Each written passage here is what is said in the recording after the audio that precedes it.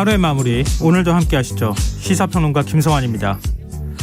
검찰이 민주당 이재명 대표에게 소환 통보를 하면서 정기국회 시작과 동시에 전국이 얼어붙고 있습니다. 국민의힘은 추석 전 새로운 비대위 출범을 목표로 당헌 개정에 속도를 내고 있지만 이준석 전 대표의 가처분 신청이 여전히 변수로 꼽히는데요. 정치권 움직임 뉴스 외전에서 자세히 분석해 보겠습니다. 제11호 태풍 흰남노가 오는 6일 한반도에 상륙할 가능성이 커졌는데요. 태풍의 위력과 예상 경로, 그에 따른 대비책은 어떻게 마련해야 하는지 더 깊이 있게 들여다보는 인터뷰 시간에 KBS 재난미디어센터 기자와 이야기 나눠보겠습니다. 김성환의 시사에는 청취자 여러분들의 관심과 참여 기다립니다. 방송 내용과 관련해 의견 있으신 분들은 문자 보내주십시오. 당첨된 분들께는 모바일 쿠폰 보내드릴 텐데요. 참여하실 번호는 샵9730이고요. 짧은 문자는 50원, 긴 문자는 100원의 이용료가 부과됩니다. 콩 어플리케이션과 KBS 1라디오 유튜브 채널을 통해서도 저희 방송을 실시간으로 시청 또 참여하실 수 있습니다. KBS 1라디오 김성환의 시사야. 그럼 지금 시작하겠습니다.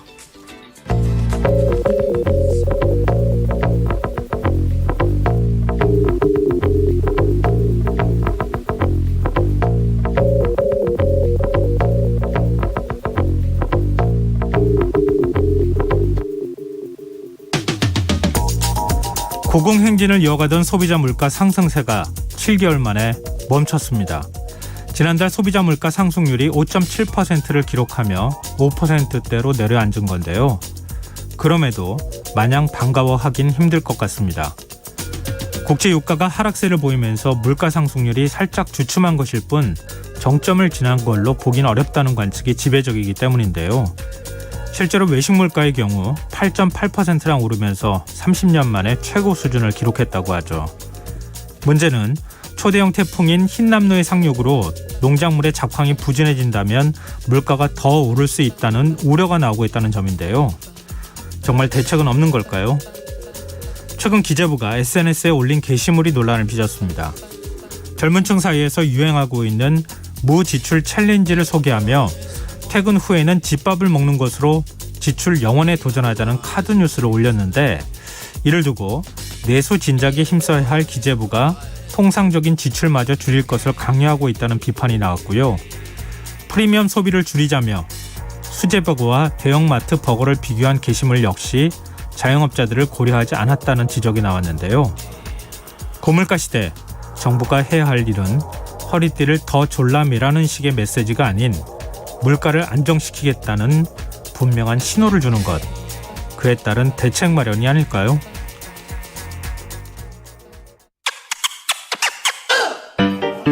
오늘 밤 당신 안에 꿈틀거리는 지식충전 본능이 깨어납니다. 여러분의 자유탐구 영역 김성환의 시사야.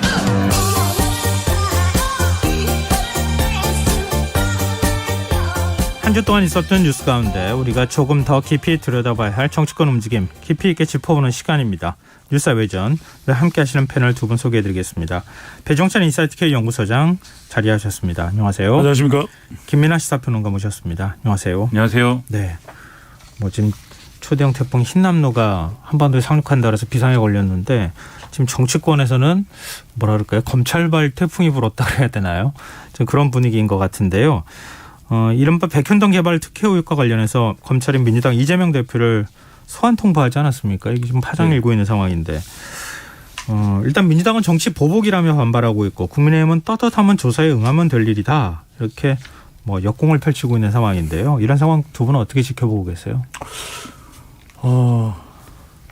이런 상황이 안 왔으면 싶었는데 와버린 격이라고 할까요?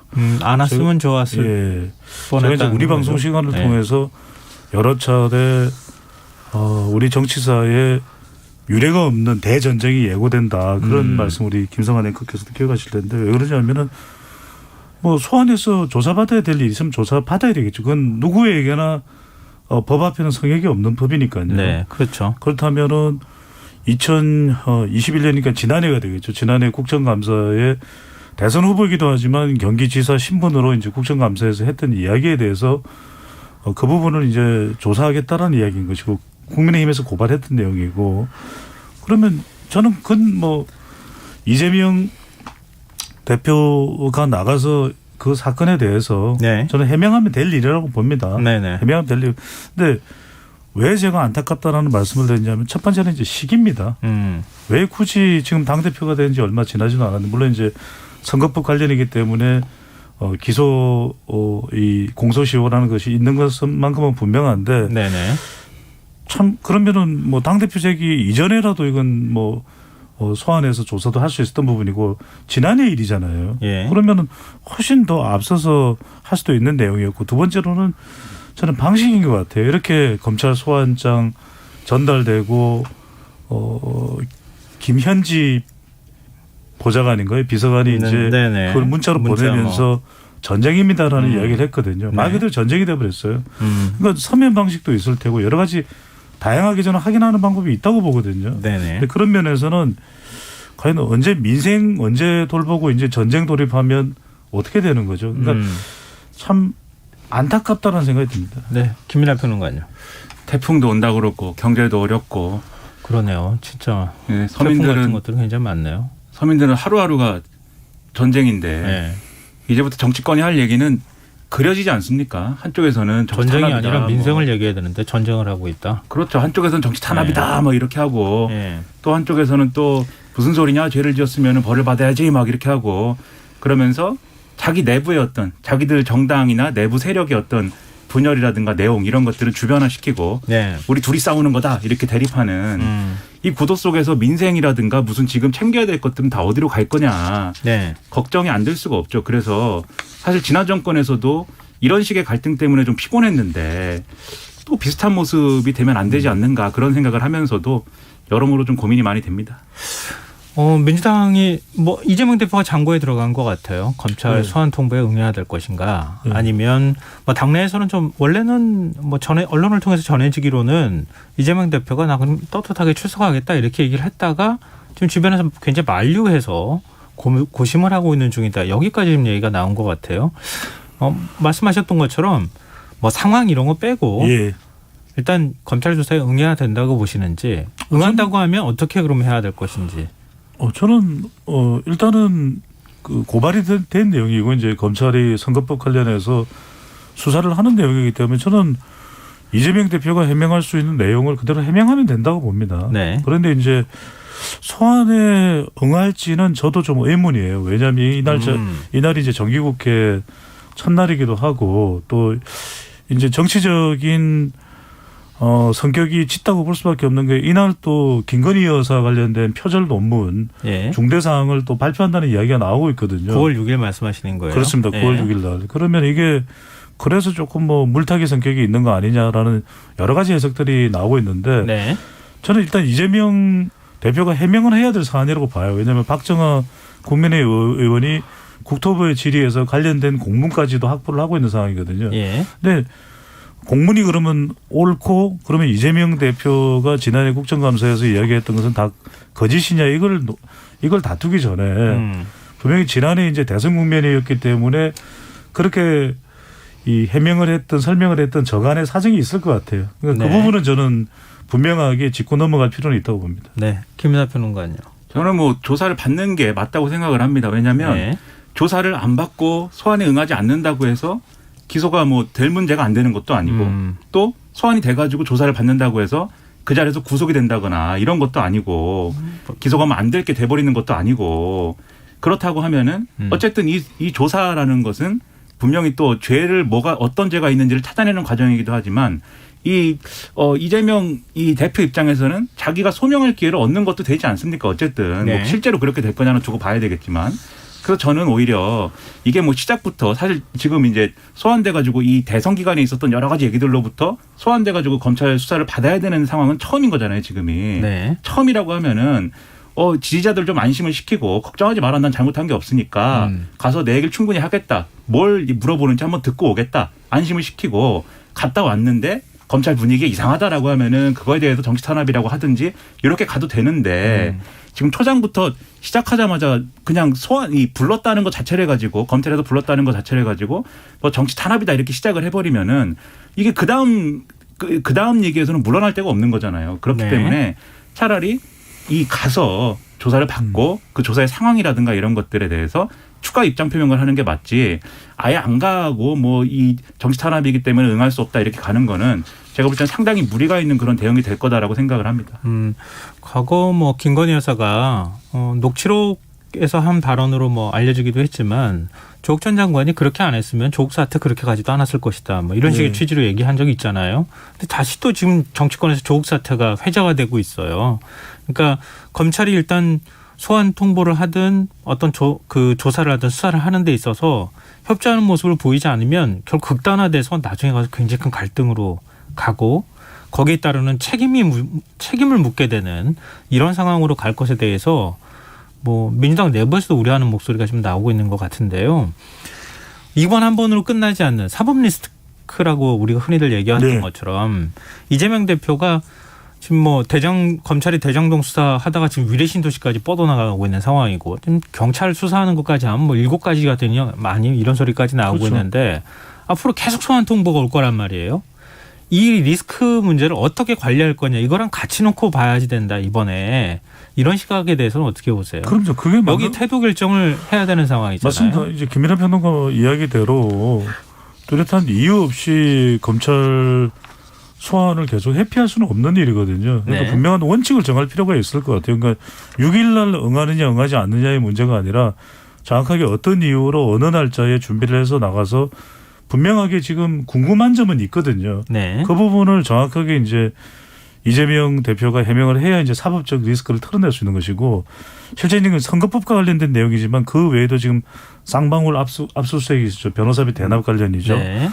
또 배모 씨의 구속영장은 기각됐지만 이게 구속영장이 기각됐다고 해서 이 수사를 안 하는 게 아닙니다. 지금 뭐 선거법과 관련된 부분에 대한 판단하는 거죠. 법인카드 뭐 유용, 사용 이 부분에 대한 수사는 계속된 거잖아요. 그래서 저는 관련된 부분을 좀 더 명확하게 정리를 해서 당 내에서도 공유를 하고 또 검찰 수사와 조사에 대해서도 대비를 하면서 저는 또 국민들에게 분명히 설명을 해 주는 것도 필요할 것 같아요. 그러니까 이 내용들이 좀 다소 어렵고 워낙 많은 내용들이 나오기 때문에 국민들이나 이재명 대표에 대해서 또 지지를 보내고 있는 사람들도 선뜻 이해하기는 쉽지 않은 대목도 있거든요. 저는 그런 부분에 대해서도 충분히 이제 이 다수당의 대표인 만큼 국민들에게도 분명하게 좀 이건 이렇다라고 설명을 좀 분명하게 해둘 필요는 있을 것 같아요.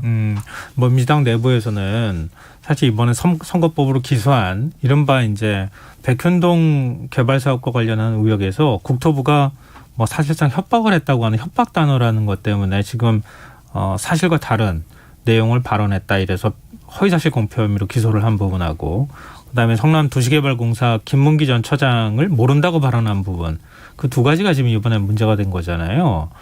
근데 그게 부당하게 기소한 것이다 이런 의견이 내부에서 있는 것 같고 그래서 부당한 기소에 대해서 우리가 맞서야지 거기에 응하기 시작하면 계속 밀릴 것이다.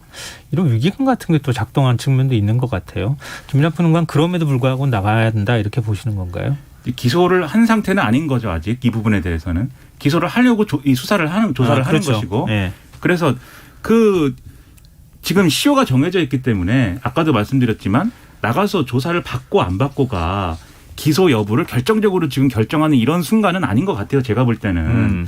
그리고 이것이 결국 그렇다고 보면은 이재명 이 대표로서는 한 번이라도 자기 주장을 더 하는 게 좋지. 그리고 그러한 이게 뭐 포토라인에 세우면 뭐 망신주기다 뭐 이렇게 하지만 그 포토라인에서 할 수 있는 말이라는 것도 있지 않습니까?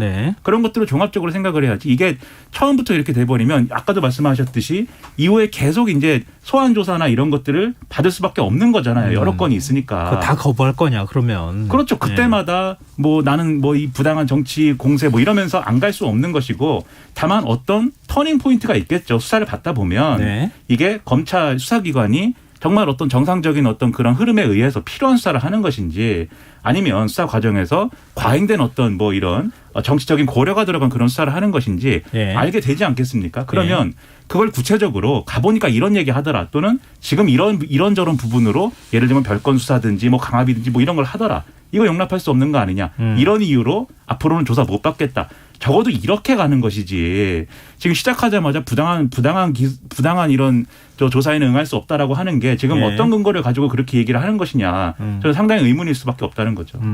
다만 민주당에서 그렇게 바라보는 거는 지금 소환 통보를 한 타이밍이 적절하지 않았다. 그리고 뭐 앞서 말씀드렸던 것처럼 경찰이 혐의가 있다고 판단한 그 선거법 위반과 관련되어 있는 내용을 동의하기가 어렵다. 이런 두 가지가 일단 있는 거 아닌가. 뭐 그런 생각은 그 드는데요. 내용적인 부분도 있습니다. 내용적인 부분도 말씀드렸던 대로 네. 이게 고발이 들어가서 이제 선거법 관련된 공소시효전에 하는 거지만 지난해 국정감사 때 이야기가 됐던 부분이거든요. 예, 아시다시피 이 국회도 국정감사 관련된 발언 내용에 대해서 그것에 대해서 법적으로 어떤 영향을 미치는지에 대한 부분을 따져 물을 수 있거든요. 예. 근데 그걸 한참 묵혔다가 지금 시점에야 그 부분을 또 끄집어내서 이제 검찰이 수사를 그것도 소환까지 해서 하는 부분에 대해서 이제 민주당 내부에서도 비판의 이야기가 나오고 있는 것이죠. 그런데 네. 이 시점은 네. 항상 논란이 될 수밖에 없는 게 대선 끝나자마자 예를 들어 했으면은 뭐라고 했을 네. 것이며 그다음에 바로 지방선거 있잖아요. 있었죠. 네. 지방선거 기간에 조사할 수 있는 것도 아니고 네. 지방선거 끝났는데 그 국회의원이 된 거고 그다음에 또 전당대회에 출마를 하지 않았습니까? 예. 그게 어느 시점에 사실 조사를 해도 비슷한 논란은 나올 수밖에 없었어요. 예. 그런데 아까도 뭐 배 소장님 말씀하셨지만 9.12 선거법 위반 사건 관련해서는 쉬우지 않습니까? 그 전에는 한 번은 어떤 방식으로든지 간에 수사를 해야 되는 것이고 조사를 해야 되는 것이고 지금 보도 내용을 보면은 그 전에 서면 질의했다는 거잖아요. 근데 서면 질의를 했는데 서면 질의에 응답을 하다 보니까 제대로 이제 끝나지가 않아서 뭐 예. 3개 물어봤는데 2개는 답하고 하나는 답을 뭐 준비하는 과정이었다라고 하는데 네네. 그거에 대해서 갑자기 소환장이 날라온 게 부당하다라고 하지만 그게 이제 출석 요구서 오면은 또 협의할 수 있는 거지 않습니까? 우리가 뭐 6일에는 못 가고 그런데 이 부분은 서면으로 대체할 수도 있고 협의할 수 있는 거지 않습니까? 네. 근데 이건 민주당이 지금 선제적으로 공개를 한 거거든요. 이 출석 예. 요구가 됐다. 예. 그렇다고 하면은 이렇게 대응하는 방법이 맞냐에 대한 의문은 자연스럽게 생길 수밖에 없어요. 근데 지금 다른 본건에 대한 수사가 남아있는 상황에서 허위사실 공표 혐의와 관련돼 있는 것 사실 굉장히 많은 다툼이 있는 정도 수준은 또 아닌 것 같아요. 굉장히 복잡한 수사는 아니니까. 그러면 민주당이 얘기하는 것처럼 서면 조사로 대체할 수도 있었을 텐데 굳이 청사로 부른다고 하는 건 모욕죽이다. 이렇게 반발하는 거에 대해서 어떻게 보세요? 저는 이제 두 가지를 말씀드리면 뭐냐면 김민하 평론가의 설명도 맞는데 그럼 지방선거 있었다 치고 6월 6일 날 부르면 되잖아요. 왜 9월 6일 날 그것도 윤석열 대통령이랑 통화 다 하고 영수회담 이야기하고 이제 최근에 나오는 설문조사가 막 그런 거였어요. 영수회담이 필요하냐 필요하지 않냐. 네네. 그럼 이런 상황에서 우리 국민들이 눈치코치 없는 게 아니잖아요. 네. 영수회담 되겠습니까? 그러니까 자꾸만 이제 수사에 대해서 방금 전에 그 말씀은 한 번 더 강조를 해서 말씀드리면 이게 국정감사에서 나왔던 내용이면 충분히 박정호 의원도 국토교통부에 질의하고 서면으로 받았잖아요. 예. 서면 조사도 가능할 수도 있다라는 이야기겠죠. 예. 그 아마 타이밍과 관련해서는 그 얘기도 있는 것 같아요. 오늘 윤석열 대통령이 출근길 문답에서 뭐 질문 받고 난 다음에 기사 꼼꼼히 읽을 시간이 없었다. 경제와 민생이 우선이다. 뭐 어떻게 해석해야 될지 모르지만 일단 뭐 명확한 답변을 좀 회피한 것 같아 보이는데요. 이렇게 얘기는 하는데 과거 사례를 좀 우리가 비춰보면 검찰이 이렇게 제1야당 대표를 소환 통보한다는 거는 뭔가의 정책 목적이 없다라고 보기는 어려운, 그러니까 여러 해석을 나와봤잖아요. 뭐 그 중에 하나라고 할 수 있는 게 이제 국면 전환용 카드다 이건 것 같아요. 국민의힘에서 대대적으로 지금 공세 역공을 펼치는 모습을 봐도 그렇고 지금 국민의힘 여당 내에서 이렇게 굉장히 내용 때문에 갈등이 길어지고 있는 상황에서 이번을 기회 삼아서 좀 국면 전환하려고 했던 거 아니냐 이런 뭐 지적이나 분석에 대해서는 어떻게 보세요, 두 분은? 저는 요거는 분리해서 생각해 볼 필요가 있다고 생각하는데 네. 아까 말씀드렸듯이 시효가 있어가지고 그 전에 한 번은 조사를 해야 된다. 요 문제하고 그러한 이벤트가 예정돼 있기 때문에 이 기회를 아주 정치적으로 잘 살려가지고 지금의 위기를 한번 극복해 보자라고 하는 정치 세력의 이제 대응.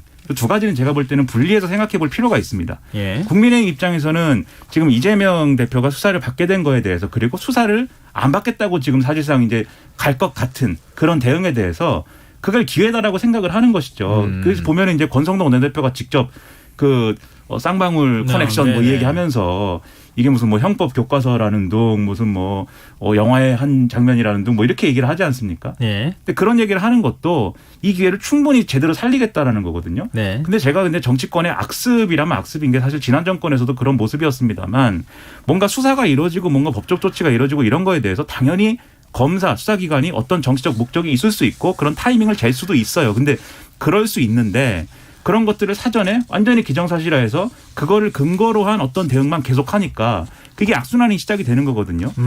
그럼 네. 언론도 다 그 포인트에 맞춰서 기사를 쓰고 또 계속 그런 방법이 되기 때문에 저는 오히려 이런 수사가 진행이 될 때는 수사는 수사고 정치는 정치다. 정치가 할 일을 하자라고 누군가 선을 긋고 얘기를 해주는 게 필요한데 지금 양쪽 다 그런 분위기 아니지 않습니까? 국민의힘도 이번 기회에 이재명 대표를 확실히 우리가 비난하는 구도를 만들어가지고 지금 이준석 전 대표라든가 이런 문제는 주변화시키고 민주당도 전당대회 이후에 뭐 시끌시끌한 거에 대해서 이번에 확실하게 이재명 대표 지키는 그림 만들어가지고 단결을 해야 된다. 이 분위기잖아요. 저는 네. 이게 뭔 도움이 되는 구도인지는 잘 모르겠습니다. 네, 뭐 김민하 평론가가 날카로운 지적을 해주셨지만 네. 지난번에 이제 뭐 이번에도 조국 사태가 다시 이제 이 호출을 받는 이유는 인사청문회 국면에서 법무부 장관 후보자를 대대적으로 압수수색을 들어가면서 수사가 시작됐던 거잖아요. 그래서 지난번에 한동훈 전 장관 인사청문회 국면에서도 한 장관도 압수수색해라 이런 얘기가 나왔던 건데, 그러니까 과거에 검찰이 그렇게 해왔던 전례가 있기 때문에 그렇게 이제 모심하는 측면도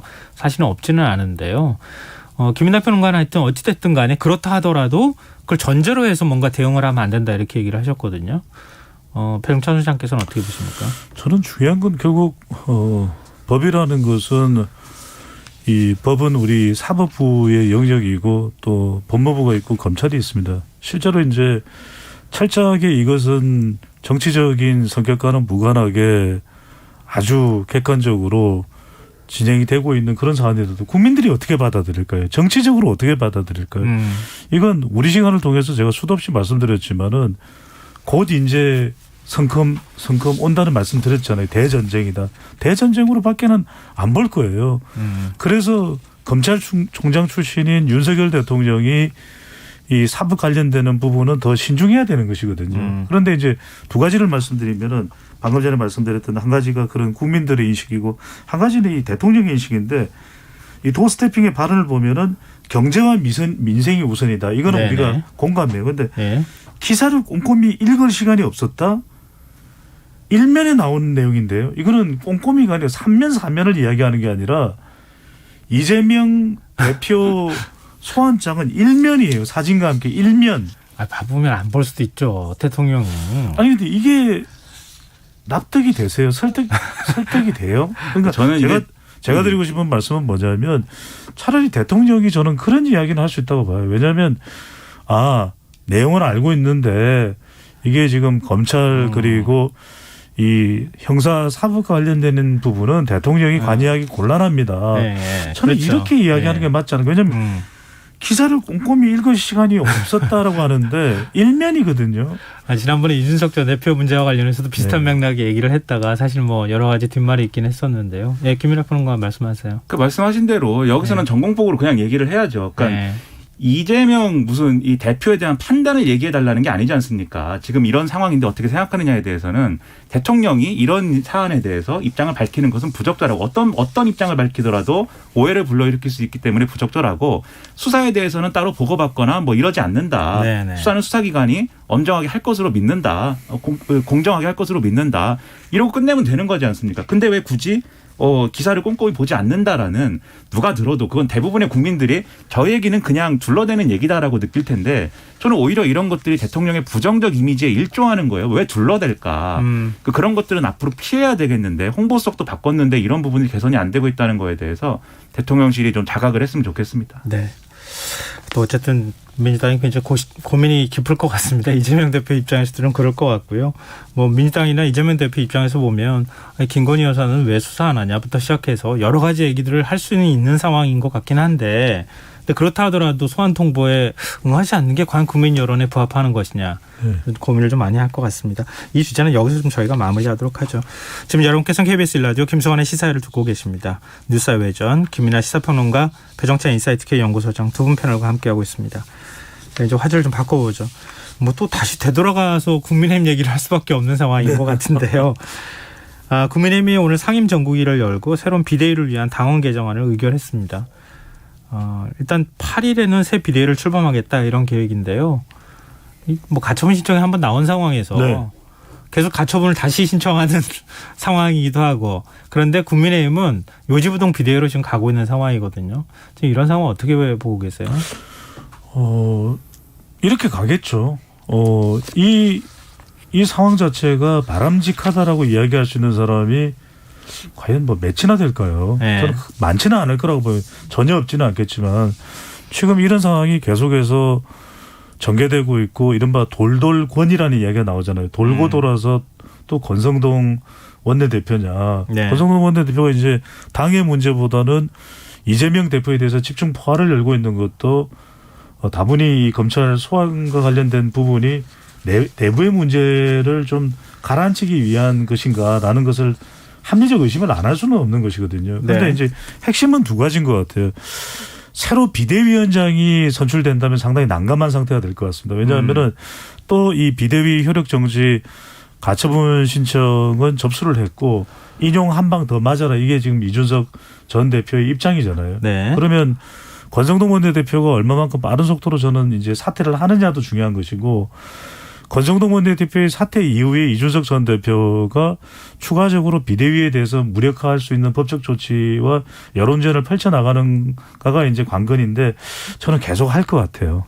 이준석 전 대표는. 그래서 저는 권성동 원내대표가 적어도 추석 명절 이전에는 사퇴할 수밖에 없지 않을까 여론 때문에. 하지만 사퇴한다 하더라도 새 비대위원장이 뽑히지 않는다면 조금 다른 차원일 수는 있습니다. 하지만 네. 이준석 전 대표의 행진은 끝나지 않을 것이다. 각을 살짝 좀 바꿔서 김민하 평론가한테는 이 질문을 좀 던지고 싶은데요.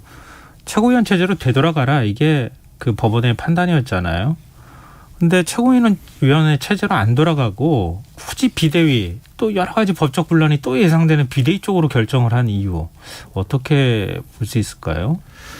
일단 법원의 가처분의 주모는 이 비대위원장의 직무를 이제 정지시키는 것이지 뭐 최고위로 그렇죠. 반드시 돌아가라는 것은 아니죠. 다만 그 결론에 이르기까지의 판단 과정을 보면 판사의 판단 과정을 보면 최고위로 돌아가는 게 법적으로 논리적으로 문제가 없는 일이다. 이렇게 볼 수 있는 그런 내용을 가지고 얘기를 하는 거죠. 근데 제가 볼 때는 국민의힘에서는 두 가지 무리수가 있다고 보는 것 같아요. 최고위로 돌아가기 위해서는. 네. 첫 번째는 이 절차적 문제인데 지금 어쨌든 법원의 주문이 비대위원장의 직무를 정지시키는 것이지 이준석 대표의 직위를 복구한다거나 최고위 체제, 그러니까 비대위 전체의 어떤 무효 결정을 내리지 않은 이상 이전에 비대위로 간 결정 자체를 뒤집을 수 없다라고 하는 그 딜레마가 있다라고 지금 얘기를 하고 있습니다. 국민의힘 쪽에서는. 네. 예를 들면 제가 아주 극단적인 예를 들면 비대위를 그래서 이 존재하는 비대위를 그러면 이게 이 가처분이 이렇게 됐으니까 최고위로 이제 돌아갑시다라고 어느 단에서 결정을 했을 때 어떤 비대위원이 거기에 대해서 가처분 신청을 낸다고 할 때 그건 또 어떻게 되는 것이냐 이럴 수도 있는 거지 않습니까? 그렇기 때문에 그런 문제에 있어서는 절차적인 문제가 있다라고 얘기를 하는 부분이 하나가 있고 근데 저는 이게 절차적인 부분이라는 것은 또 방법을 만들어내면 되는 거죠. 당내 합의를 거쳐서 사실은 두 번째 문제가 핵심이라고 보는데 내용적으로 이준석 전 대표가 복귀할 가능성, 복귀하는 것을 용인할 것이냐에 대해서 이 정권에서 그거는 안 된다라는 방침이 서 있는데 그 복귀하는 시나리오를 열어놓는 그런 결정을 할 수가 없는 거겠죠. 그래서 내용적으로 그런 부분이 벌써 강하게 있기 때문에 그걸 제대로 핸들링 못해서 사실 이번에 윤핵관이라고 불리는 정치인들이 무너진 거 아닙니까? 그런 것까지 보면은 네. 이건 움직일 수가 없는 일이라고 생각을 합니다. 뭐 그래서 일각에서 그렇게 미웠던 것인가 뭐 이런 질문을 사실 하고 있는 상황인데요. 방금 전에 김민하 평론가께서 굉장히 중요한 얘기를 해주셨는데 보통의 경우에는 당이 이렇게 흔들리면 초재선의 경우에는 당을 좀 비판하면서 혁신, 뭐 쇄신, 반성 이런 목소리를 좀 내왔단 말이에요. 근데 중진들은 당이 흔들릴까 봐 걱정을 해가지고 아니 비대위로 그냥 가야지 이렇게 얘기를 하는데 정반대 현상이 나왔어요.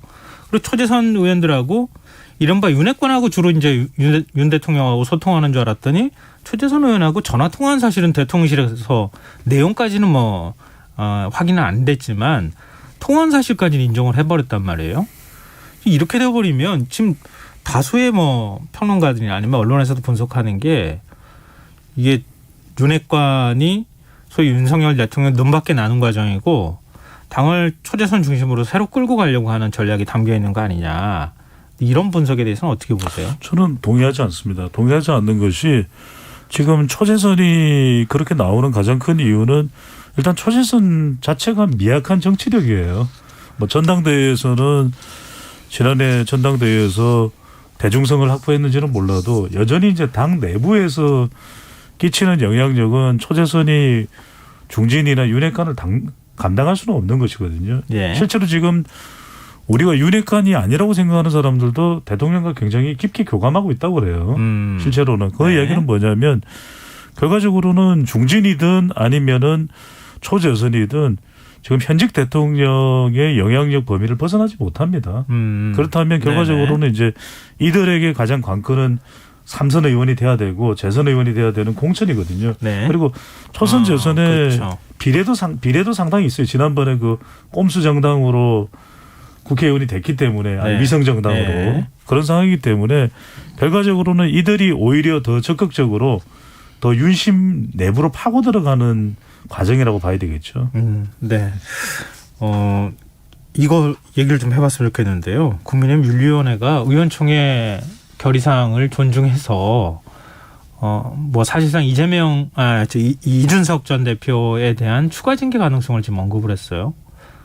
그렇게 해석해도 되는 거죠? 입장 밝힌 걸로 보면. 그러니까 의원총회가 이준석 전 대표의 추가 징계가 필요하다라고 주장을 하고 그것을 결의를 했는데 윤리가 그것을 존중하겠다라고 답을 했으면 그것은 누가 봐도 추가 징계를 충분히 할 결심을 했구나. 네. 그런 상상을 안 할 수가 없습니다. 예를 들어서 뭐 예를 들면은 법원이 예를 들면은 지금 국민의힘이 이재명 대표를 꼭 유죄 판결을 해 주십시오. 막 이렇게 입장을 냈는데 네. 법원이 그거 한번 깊이 고려해 보겠습니다라고 입장을 냈다고 한번 상상을 해보면 이게 쉽게 이해가 되지 않겠습니까?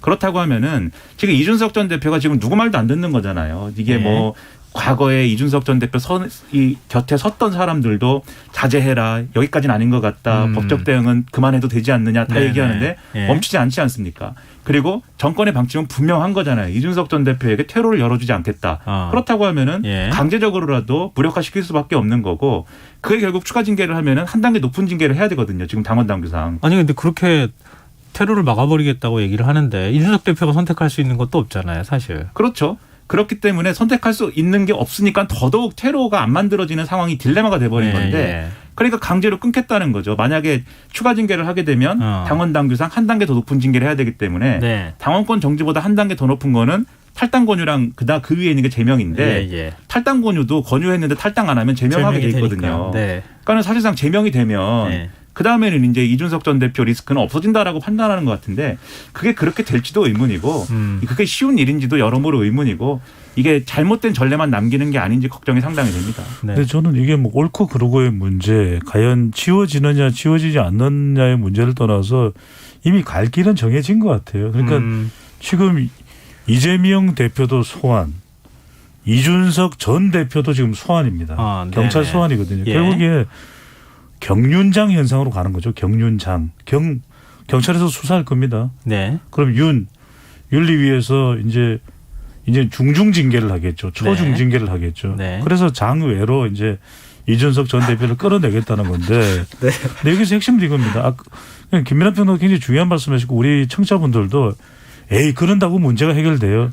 저는 이 대전쟁이 중요한 것 같아요. 왜? 이재명 당대표와 이제 민주당과 대전쟁이거든요. 그럼 이 상황 속에서는 이준석 전 대표 문제가 좀 묻히지 않을까라는 그 속마음을 국민의힘 내부에 가지고 있는 것 같아요. 또 오늘 전쟁이라는 표현 여러 차례 쓰셨는데 무서워요. 양쪽으로 뭐 누구랑 하느냐는 좀 다르지만 지금 양쪽으로 전쟁을 벌이는 거 아닌가 이런 생각이 드는데 너무 무섭습니다. 네. 마지막으로 윤 대통령 지지율 하나만 좀 저희가 짧게 좀 짚어보고 코너 마무리하면 어떨까 싶은데요. 김민하 평론가께서 한국 갤럽 여론조사 결과 좀 추석 전에 마지막 결과일 것 같은데 좀 전해 주시죠. 한국갤럽이 지난달 30일부터 이달 1일까지 전국 만 18세 이상 1000명을 대상으로 조사를 했는데요. 윤석열 대통령이 직무를 잘 수행하고 있다는 긍정평가가 27%, 부정평가가 63%로 나타났다는 겁니다. 이 윤석열 대통령의 직무 긍정률은 6주째 30% 아래에 있는 것이고 같은 기간에 부정률은 60%를 웃도는 그런 상황인 건데 긍정평가 이유를 보면 열심히 한다, 최선을 다한다가 8%, 경제, 민생 7%, 전반적으로 잘한다 7%, 외교 6%, 소통 6%, 국방안보 5%, 전 정권 극복 4%였고요. 부정평가는 인사가 이제 22%, 경험, 자질 부족, 무능함이 8%, 네. 경제 민생 살피지 않음이 8%, 독단적, 일방적 5%, 소통 미흡 5%, 전반적으로 잘못한다 5%, 여당 내부 갈등 4%, 직무태도 4%, 김건희 여사 행보 3%였습니다. 이 여론조사 자세한 내용은 중앙선거 여론조사 심의 홈페이지를 참조하시면 되겠습니다. 네. 자, 배종찬 소장께서 분석 좀 해주시죠. 저는 위기감에 따른 결집 현상조차 나타나지 않고 있는 것은 갤럽 조사 기준입니다. 이게 네. 이제 긍정평가는 직전 조사와 똑같고요. 예. 부정평가는 이제 1%포인트 내려왔는데 자동응답 조사의 경우에 조금 다른 결과도 있습니다. 한 30%대 중반까지 이제 회복이 된 결과도 있는데 이 조사의 그 응답자 특성을 보면은 윤석열 대통령에게 투표했었던 기반 유권자층에서도 상당히 지금 부정평가가 높은 편이거든요. 특히 이제 PK 지역, 예. 그 다음에 60대 자영업층에서는 부정평가가 매우 높아요. 그러니까 이 결과를 보면은 결국 대통령이 경제도 경제지만은 최근 뭐 론스타 문제도 불거지긴 했지만은 지금 사람 문제가 가장 큽니다. 결국 이제 이준석 전 대표 관련 건도 있고 윤핵 건도 있고 김건희 여사 관련된 부분이 해결이 안 되고 있는 거죠. 네. 자, 김민하 평론가 어떻게 보십니까? 그래서 지금 뭐 인사 쇄신을 한다고 하고 뭐 윤핵관 라인을 뭐 쳐낸다 뭐 이런 얘기 나오고 무협지 같은 얘기 막 나오는데 뭐 검핵관이 뭐 이 윤핵관을 치고 뭐 이런 네네. 보도를 많이 하고 현실이에요. 있는데 현실 무협지가 아니고. 이게 그 구중궁궐에서 실제 일어나는 일을 제가 알 수는 없으나 언론 보도를 통해 보면은 결국은 이게 그동안의 윤핵관의 영향력이라는 거는 줄이고 그리고 실제로 여론조사에 보면은 윤핵관이라고 하는 정치인들에 대한 여론이 안 좋으니 네네. 이걸 줄이고 앞서 조금 얘기했지만 초재선들에 대한 어떤 직할 뭐 이런 그림을 만들고 대통령실은 관료 위주로 가고 뭐 이런 그림 봤거든요. 네. 그런데 그렇게 해서 그냥 끝나는 문제가 아니라 그렇게 해서 뭘 하느냐가 중요한 것 같습니다. 근데 지금 분위기를 보면은 이 지금 이제 정기국회와 국정감사 앞두고 과거 정권에 대한 어떤 그러한 심판 내지는 약간 이념 공세 요새 뭐 교과서 얘기 뭐 이런 거 자꾸 하는데 그런 쪽으로 갈 것 같아요. 근데 그게 윤핵관을 물리고 그쪽으로 가는 것이 이게 또 국민 여론에 긍정적일 것이냐는 저는 좀 네네. 부정적이어서 네. 앞으로도 갈 길은 상당히 멀지 않을까 생각합니다. 그리고 지금 뭐 수석급도 좀 바꾼다 이런 얘기가 좀 나오기도 하고요. 네. 어찌됐든 뭔가 큰 변화가 있는 것은 사실인 것 같은데 분석하기 좀 어려울 정도로 굉장히 혼란스러운 양상이 벌어지고 있는 상황이 아닐까 그런 생각이 듭니다. 어찌됐든 추석 전까지 지지율을 올리겠다고 하는 전략은 좀 아직까지는 성공하지 못한 것 같습니다. 자, 오늘 뉴스의 외전 오늘 여기까지 하겠습니다. 지금까지 김민하 시사평론가, 배종찬 인사이트 K 연구소장 두 분 패널과 함께했습니다. 오늘 말씀 고맙습니다. 고맙습니다. 고맙습니다.